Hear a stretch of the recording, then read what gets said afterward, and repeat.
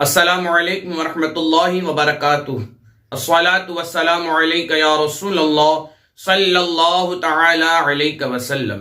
ناظرین کرام، یہ تو آپ اچھی طرح سے جانتے ہیں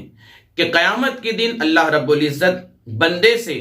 ایک ایک چیز کا حساب لے گا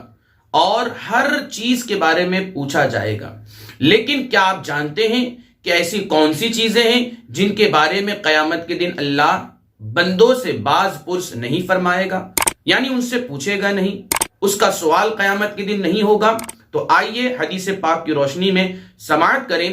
کہ کن چیزوں کے بارے میں قیامت کے دن اللہ رب العزت بندوں سے سوال نہیں فرمائے گا اور ان سے باز پرس نہیں ہوگی۔ حضرت عصیب رضی اللہ تعالی عنہ سے روایت ہے کہ اللہ کے رسول صلی اللہ علیہ وسلم نے ارشاد فرمایا، تین چیزیں ایسی ہیں جن کے بارے میں قیامت کے دن سوال نہیں ہوگا۔ نمبر ایک وہ کپڑا جسے پہن کر کے اپنے اعضائے بدن اور شرمگاہ کو چھپا لیا جائے اور اسے پرانا کر دیا جائے، تو اس کپڑے کے بارے میں بھی سوال نہیں ہوگا۔ نمبر دو، روٹی کا وہ ٹکڑا جسے کھانے کے بعد بھوک مٹ جائے، یعنی وہ چیز جو ہم کھاتے ہیں اور اپنی بھوک مٹاتے ہیں، تو جو چیز کھا لے ہم، جو چیز بندہ مومن کھا لے، اس کے بارے میں بھی قیامت کے دن نہیں پوچھا جائے گا۔ نمبر تین،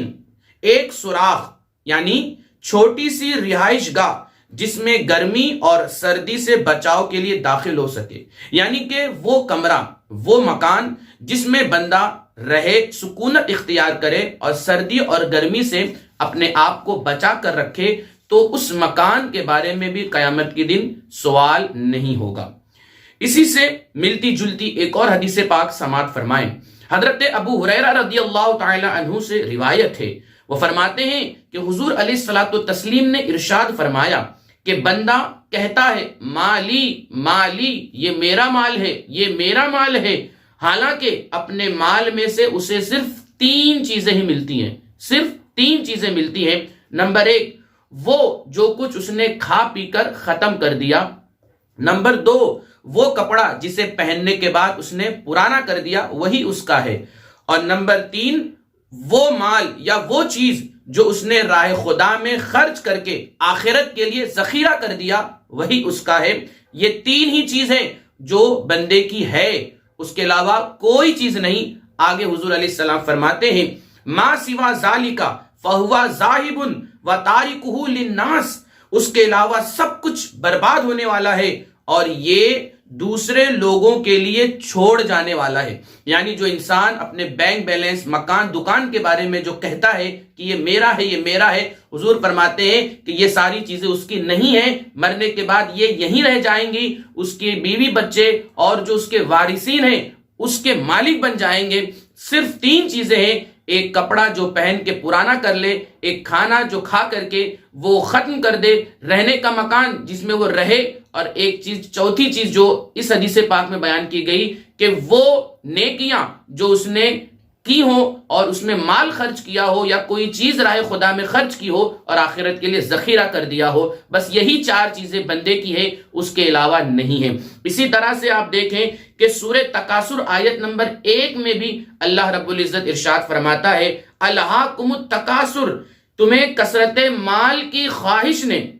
خدا کی یاد سے غافل کر دیا۔ حضرت عبداللہ بن شخیر رضی اللہ تعالیٰ عنہ ارشاد فرماتے ہیں کہ حضور صلی اللہ علیہ وسلم کی بارگاہ میں حاضر تھا اور آپ نے جب یہ آیت کریمہ تلاوت کی تو مجھے دیکھ کر کے فرمانے لگے، اے عبداللہ، ابن آدم کہتا ہے کہ یہ میرا مال ہے، یہ میرا مال ہے، حالانکہ اے ابن آدم، تیرا اس کے سوا کچھ نہیں جو تو نے کھا کر فنا کر دیا، پہن کر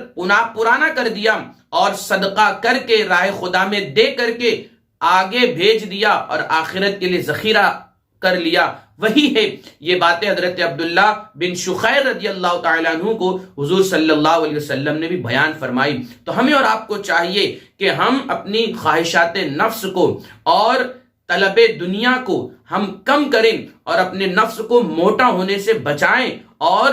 جتنی ضرورت ہے اسی ضرورت میں ہم اپنی زندگی کے شب و روز مکمل کریں، اور زیادہ مال کی حرص اپنے اندر نہ رکھیں، ورنہ قیامت کے دن لمبا حساب بھی دینا ہوگا۔ اللہ تعالی ہم سب کو زہد، ورع اور قناعت اختیار کرنے کی توفیق عطا فرمائے۔ السلام علیکم ورحمۃ اللہ وبرکاتہ۔